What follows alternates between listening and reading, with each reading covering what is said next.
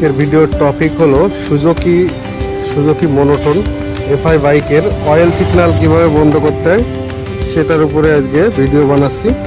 দেখতে পাচ্ছেন আপনাদের যদি এখানে কোনায় যদি অয়েল সিগন্যাল কখনো উঠে থাকে তখন আপনারা এটাকে কিভাবে বন্ধ করবেন সেটাই আপনারা এই ভিডিওর ভিতরে দেখাবো। প্রথমে আপনারা এই চাবিটাকে বন্ধ করবেন।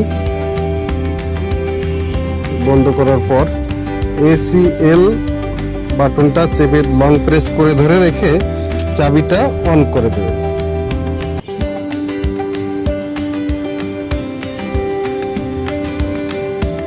লং প্রেস করে ধরার পর বারবার কাপার পরে দেখেন চলে গেছে। এইভাবে আপনারা এই মিটারের সিগন্যালটা বন্ধ করতে পারবেন। ধন্যবাদ। ভিডিও ভালো লাগলে অবশ্যই লাইক, কমেন্ট, শেয়ার করবেন। Thank you.